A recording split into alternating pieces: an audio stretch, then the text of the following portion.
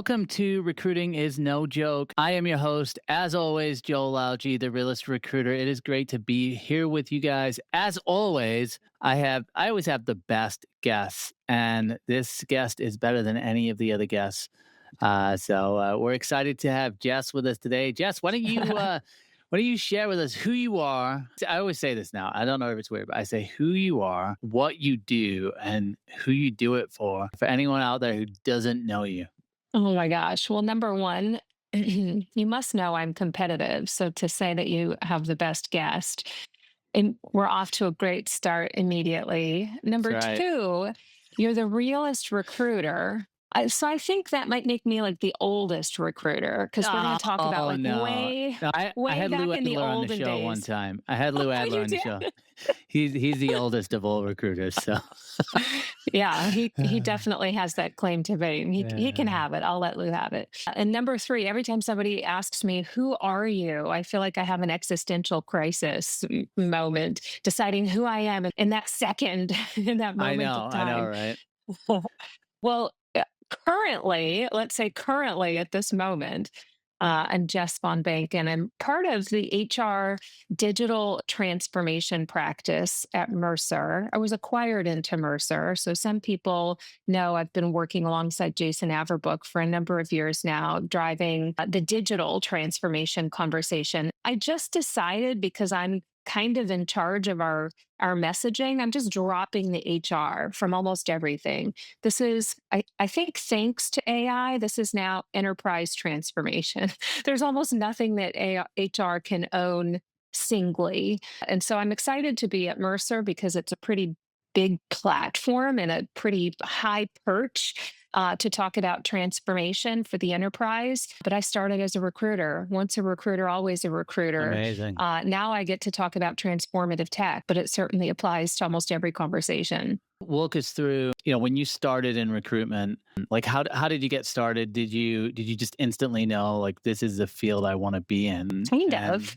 yeah, how did that happen? Walk us through that. So my very first job out of college was not in talent, recruiting, tech, anything like that, not even HR. I didn't know what HR did other than cut my paycheck and hope it was right.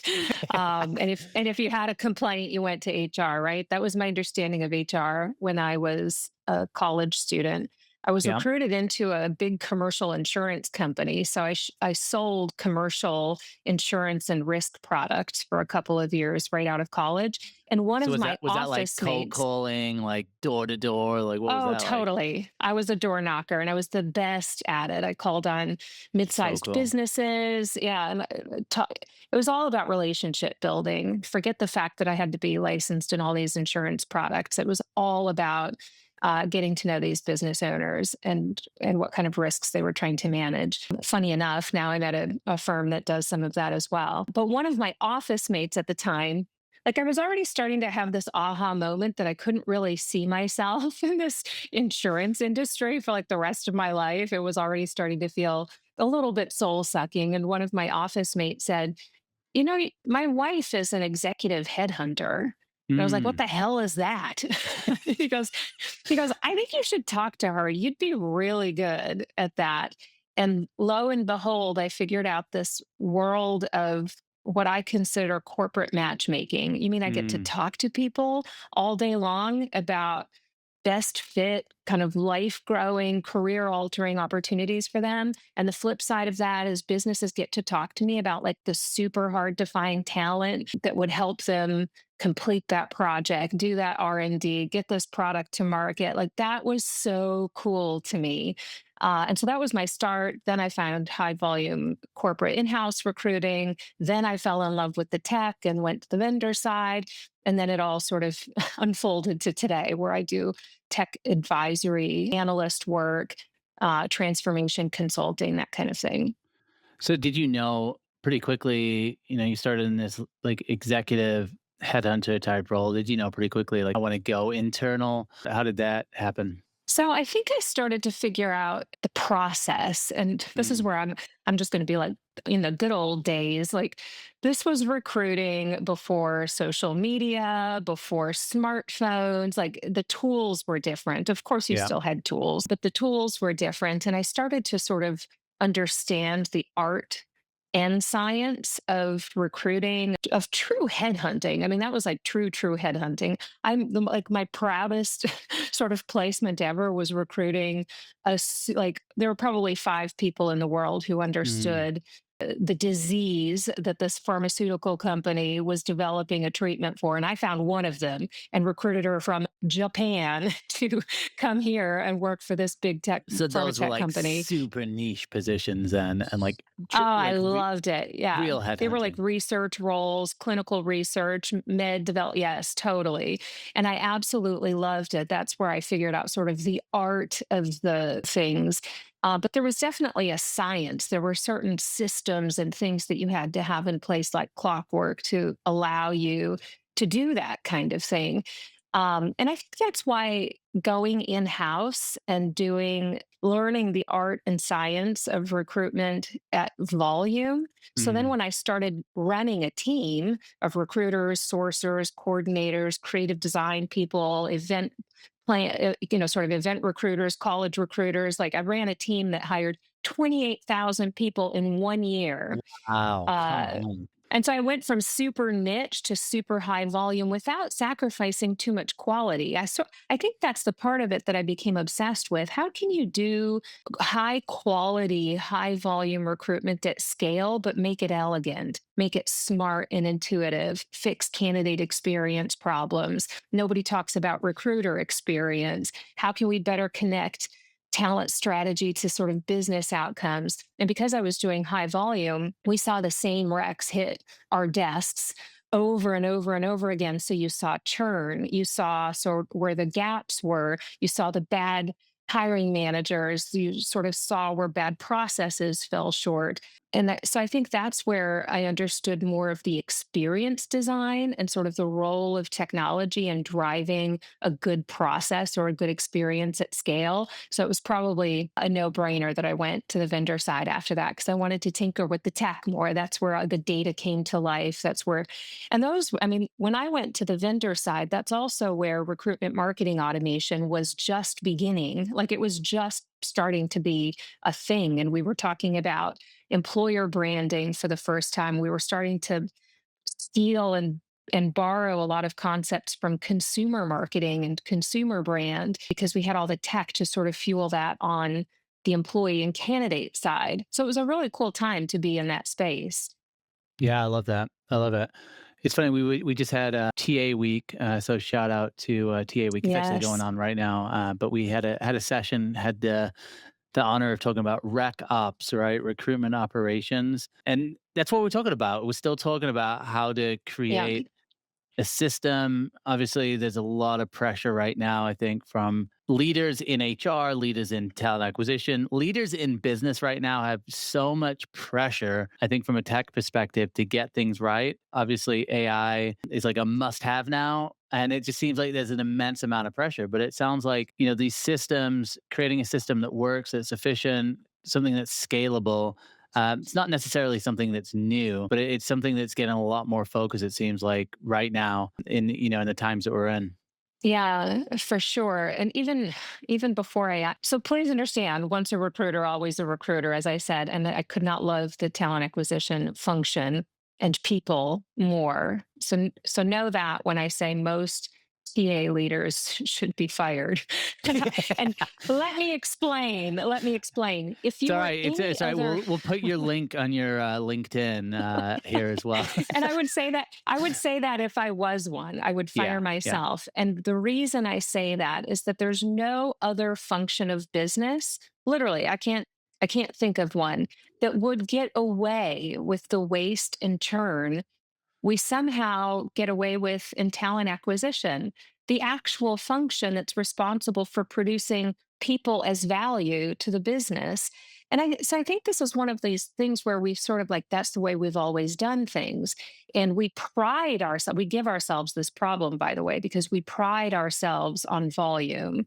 We literally post every rec externally right away even if we might not need to. Do we still need this job? Should it be redesigned? Do we have anybody internal for this? Is there Mm. hidden talent in our own workforce? Forget all that. We just immediately go to post recs and compete on the open market where talent is the most expensive. And we pride ourselves and we actually try and spend money and resources on getting as much volume in the top of the funnel as possible instead of designing systems and processes and tech and tools to create the right funnel.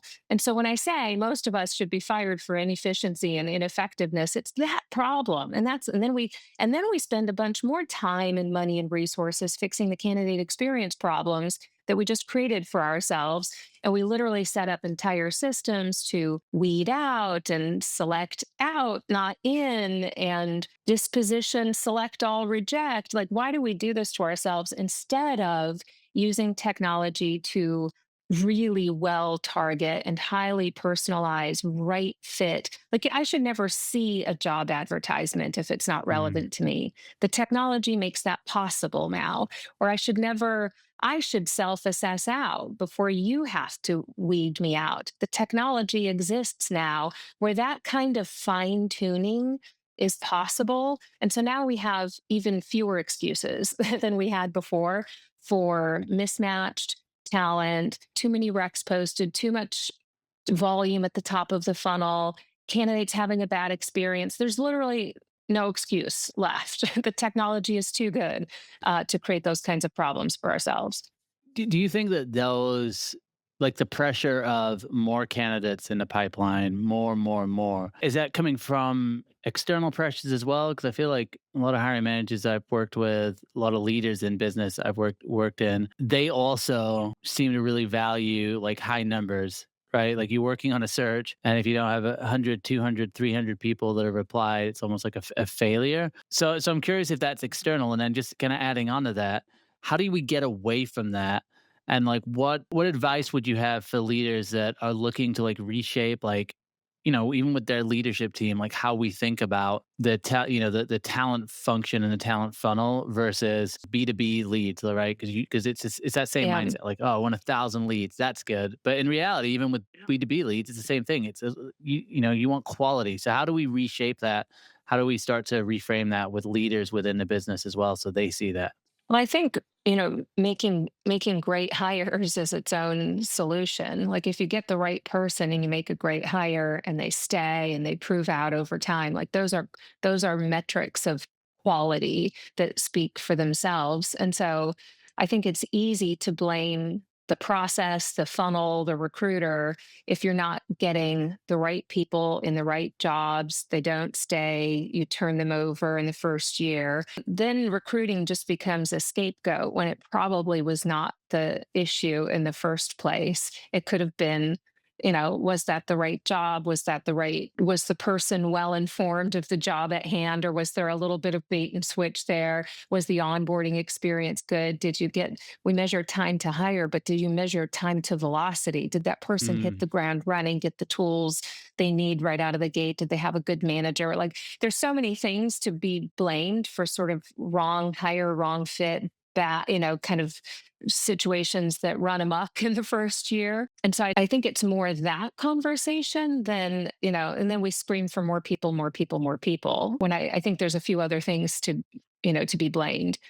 No, 100%. I mean, I think that's huge, right? And I think the example you used at the beginning of like, does this job even need to be open? Like, is there someone All right. internally even having that conversation? I mean, it's almost like going from a reactive role to a proactive role and understanding business. And I'm just seeing this across the board. Like, I think for a long time, businesses have operated in silos. Like, you get your marketing team, and then you get your sales team, and got HR, and it almost seems with tech now there's a responsibility for leaders of all departments, and even I would even go as far as to say individual contributors. Like, you really have to be understanding what value you're bringing to the business and understand what business you're in and how it works, how it's profitable, no matter what seat you're in.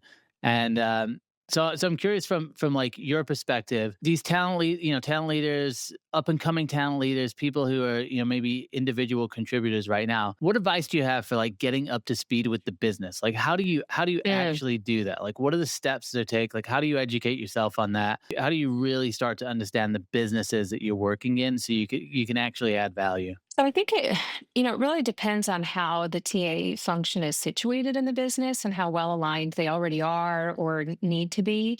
Because a progressive organization who is transforming, moving forward, has an eye that's more than 6 months out. They're thinking 3 to 5 years out.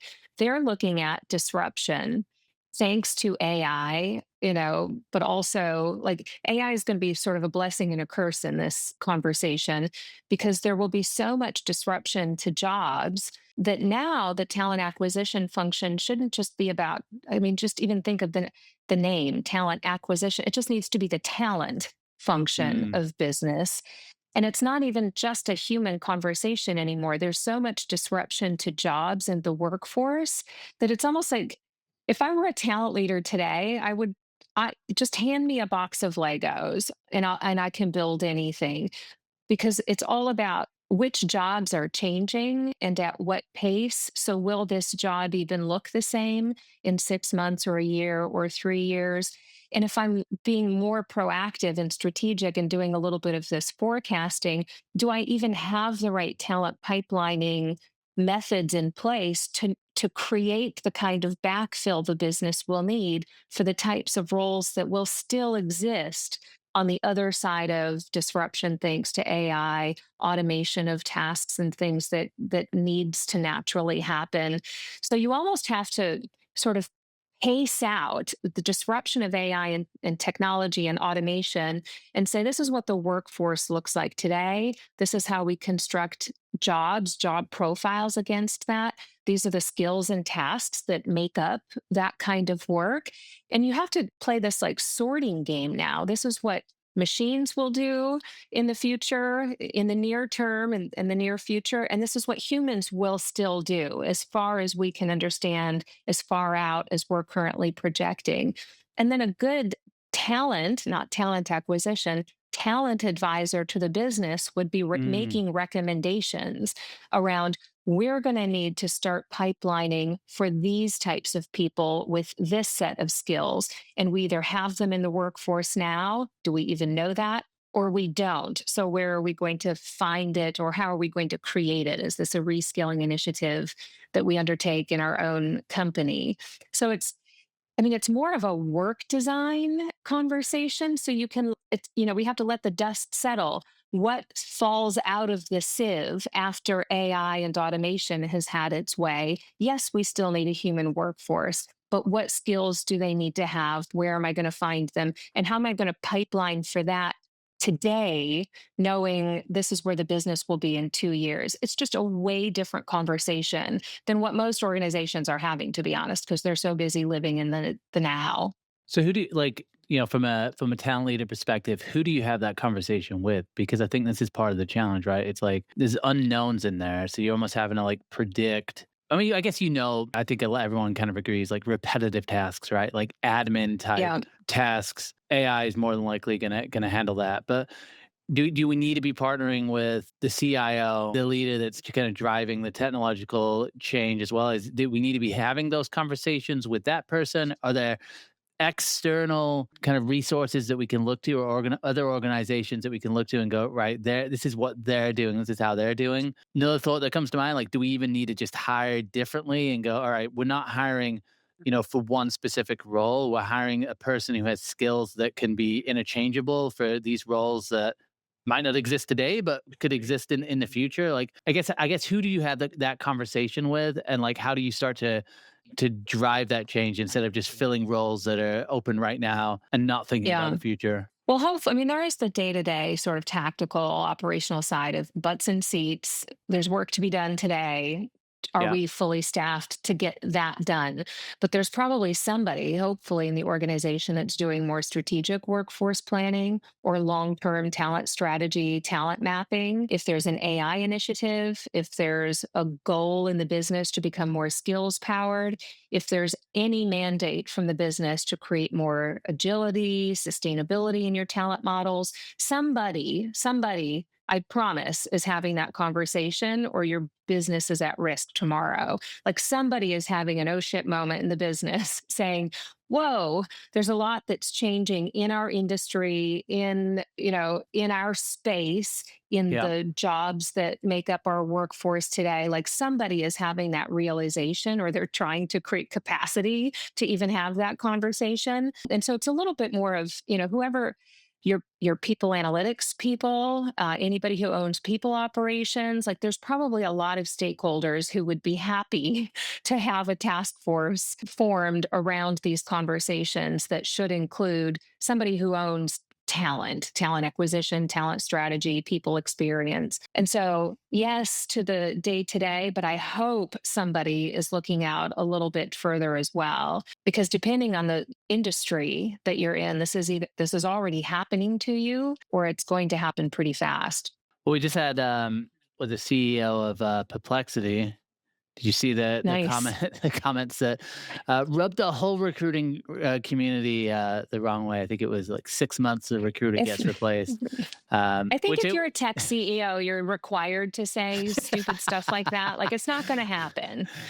No, well, I mean, do we need to though be just thinking about again like what our role is going to look like and like what I guess where should people be even just looking for information on that? I'm thinking more of like up and coming leaders here because what I've been Yeah. thinking is it's more of like you said. I think that mindset that you had in going onto the vendor side and really being passionate about the science of recruitment. I feel like there's been a lot around like the art, right? It's like connecting with people, the human in the loop, which is I think is still going to be an important part. But I do see this like science part of recruitment and understanding Yeah. systems and understanding how things work. And obviously, it's complicated because one of the things I've seen is the more tools that are out there, people seem to just be overwhelmed. And it's like, all right, I've got this system. I just need to make my current system better. Or do I need a whole new system? Do I need to add like 15 tools together to make it work? Yeah. But it definitely seems like we need almost like a more of like an engineering mindset in recruitment. And it seems like a lot of the people who, are involved in these teams, it seems like they're kind of skewing more that way, like understanding how this Yeah. scalable system works. Where do you think people should go? What should they be? How should they get educated up on this? So I think there's like a new headline every week, and I get that it can feel overwhelming. And if you feel like AI is coming for you all the time, it gets a little tiresome. I think some of this, if you study sort of I think Gartner's hype cycle, we're sort of like we're still coming out of that trough of disillusionment and into like the age of enlightenment or whatever comes after that. I think in the enlightenment phase, I think that's where calmer, saner voices will prevail, and we're almost there. And I think what that might look like and what might sound like is a little bit more discernment around. I feel like so far that art of AI has been sort of the art of mimicry. We're trying, like we're in this sort of like shock and awe, and like, wow, look at this shiny new toy. It's so cool. Look what it can do that humans can do. And I don't think that's the most exciting part of that conversation. Can it look like a human, sound like a human? Can it, just can it create art? Can it write my email? Can it Yeah, did you see that Spotify group that was just all AI and they got like 1,000,000, 2,000,000 listens and then it was like they were just AI. It was just AI music. Hear about that? It's crazy, and Meta just said within I forget how many years in the next whatever Zuckerberg said every ad on the platform will be AI generated. Like it's great. Crazy. Like we're doing, and like we're making operas with AI. We're like all the cartoonery. Like it's kind of crazy to me. So we're still in this experimental phase. I feel like where we're sort of enamored with seeing how human like AI can be. I think that's the wrong path to go down. I think the better question is, what are machines better than humans at? And let's let them do more of that. And what are humans better than machines at? Empathy, critical thinking. So we're sort of mixing and matching too much right now. Yeah. And the mimicry is going a little too far, where now we can't even detect what's real, what's true, headlines. Even after the stupid Coldplay fiasco last week, like we I can't could even not tell a believe press release Well, or like, is I that couldn't believe his? how big that got, that headline got. It's like out of everything, even my wife, she doesn't work. She's a stay-at-home mom, and she's just like, "I thought this is just like a HR kind of thing," but she's like, "It's all over."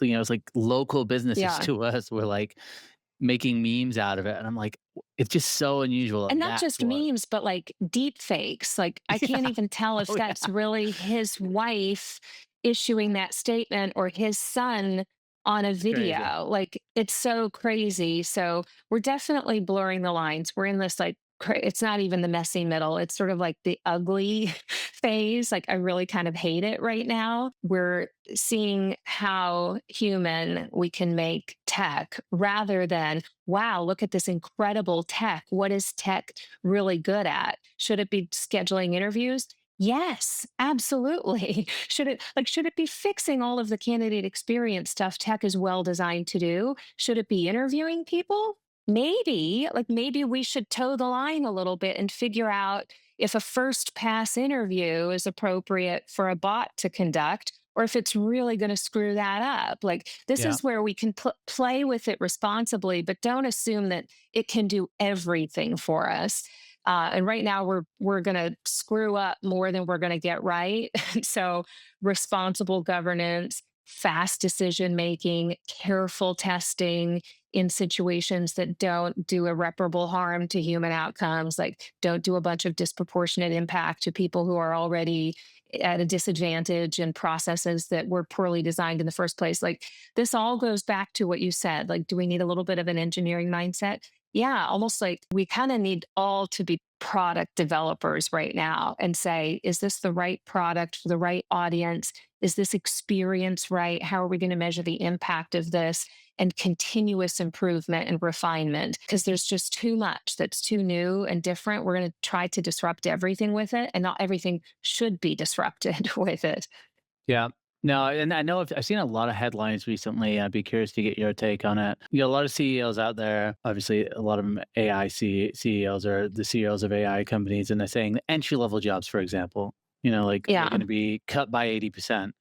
And then almost like the automatic reflex to that is, well, now Gen Z is really into the trades. They're really into manufacturing jobs, like hands-on jobs. But I'd be curious to, what do you think corporate's going to look like in the next 5 to 10 years? Like, Ugh. are we due for like just smaller corporate, teams, and maybe it's a mix of like full-time employees and fractional people over here, and are we going to see like a resurgence of some of this hands-on work, which we kind of need? So I guess even for parents listening to this that have maybe kids that are at that stage where they're like, choosing what majors to go to, like, do they need to be really kind of like giving that advice to their kids, say, hey, maybe a hands-on job or electrical engineering? I heard it's a hot field right now.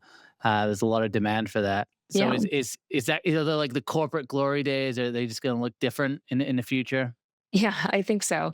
My own kids are 16, 14, and almost 13. So I do think a lot about this. I think if I were advising young people or early career people, or even those who are just considering sort of a shift, a pivot, wherever they are in their career, you absolutely have to look at the shelf life of a job.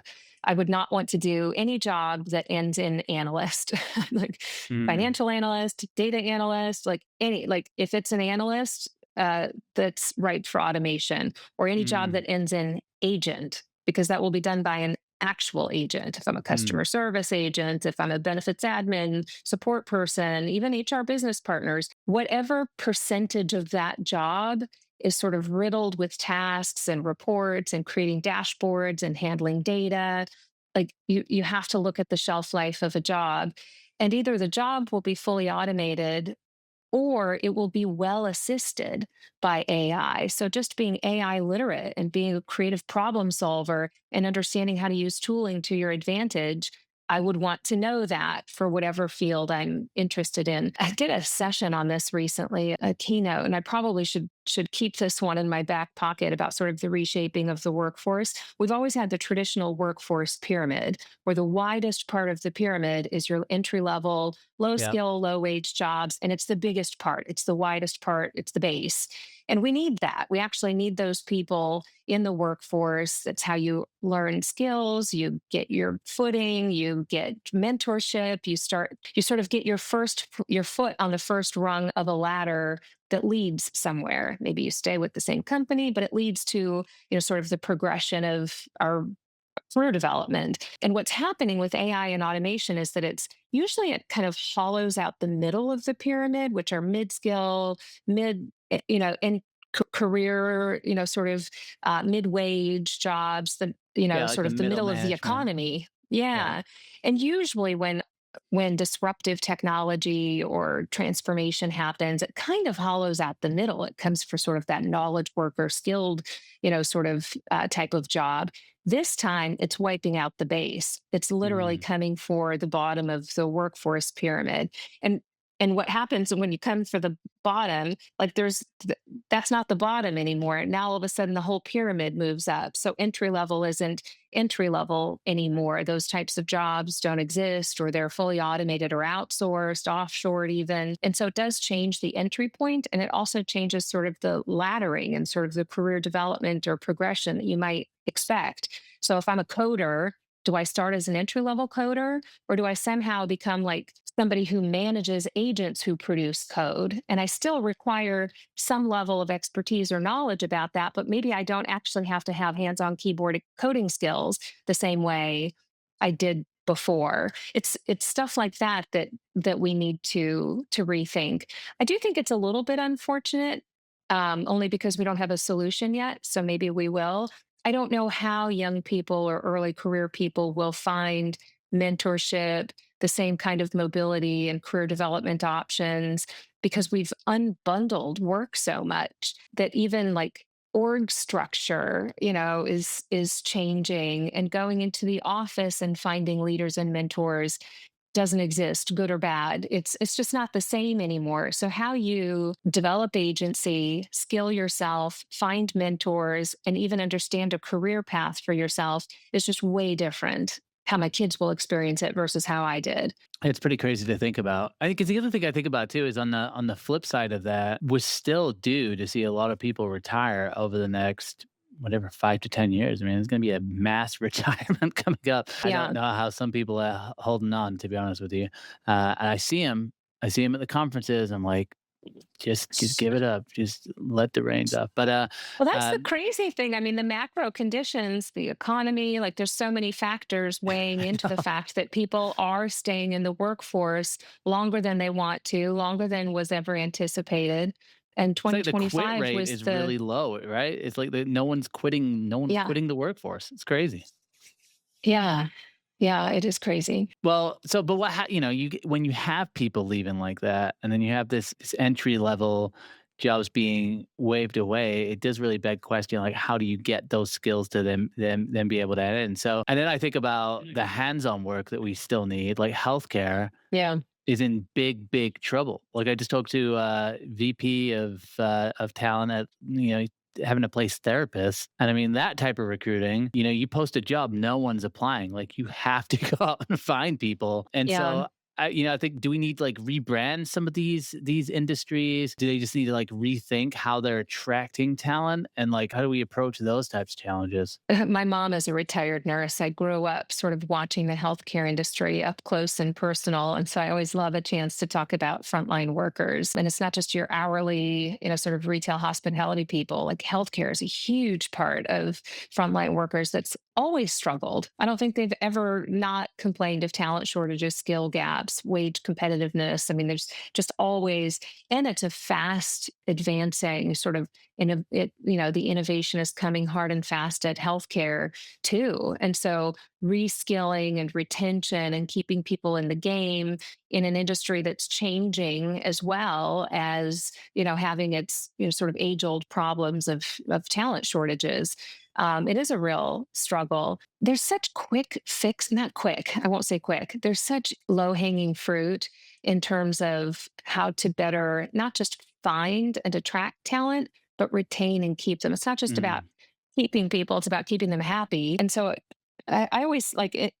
With my mom being a nurse, I always said the number one thing you can do for employee experience for a nurse is scheduling support. Like just so true. like it's crazy. Like just managing like time and schedule and attendance and scheduling flexibility and transparency. Like there's such big problems that we haven't solved. Like if you're going to use AI for something, use it to fix everyday problems we still have that cause our talent consternation, like people leaving all the time or going for a better So experience or a true. better shift or for $1 more an hour. So we still have a lot of like really common everyday business challenges that probably need to be solved before we get too fancy with all the other stuff tech can do for us.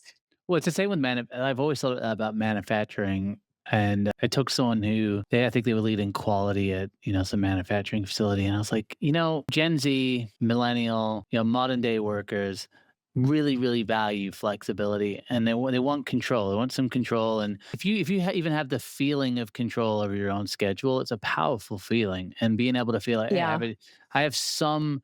There's some flexibility. I'm not just given the schedule, but there's some movement, and I remember bringing this up, and he was like, "Ah, there's nothing we could do. It'd be way too hard to figure that out." And I think that's one of the challenges I see. I think you mentioned it when talking about TA leaders. We got to Yeah. snap out of this mindset of, "Hey, this is how we've always done it," and then with that, feeling like, "Well, this is how I did it, and this is how I came up. So now you have to come up that same way." Yeah.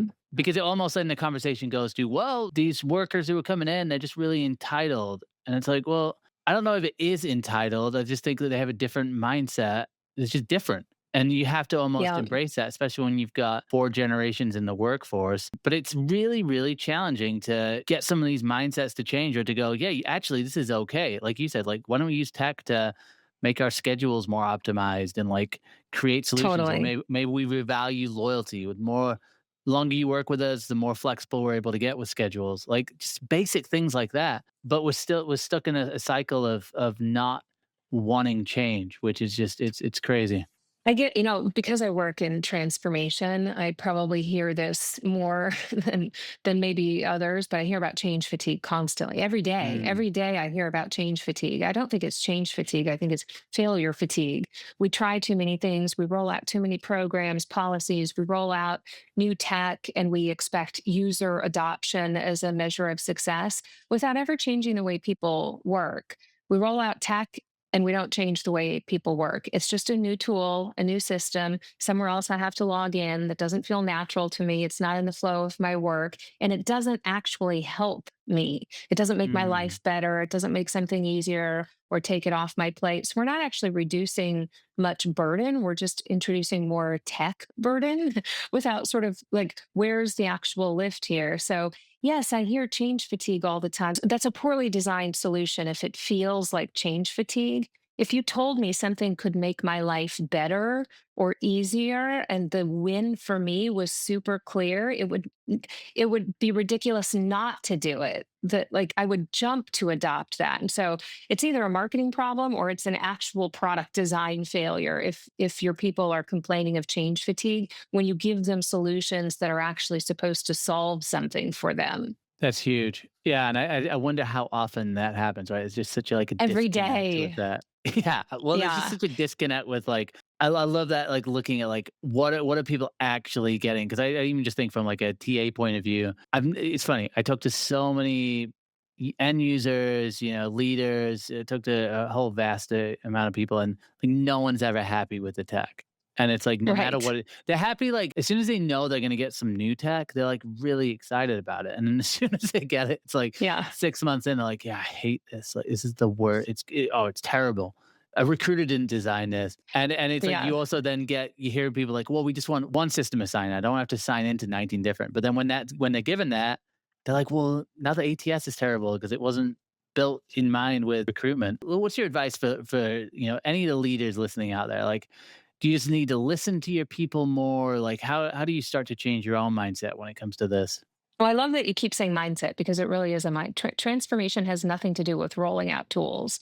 It Mm. has nothing to do with investing in a new system, buying new tech, shopping for AI, all the stuff that we hear about. We see people cruising conferences and the vendor floor, Picking up the exposition slack. floor. Totally. And I'm like, okay, if you're transforming, you absolutely are understanding your audience and the problems, challenges they experience, but also sort of the wins and the outcomes they need to achieve.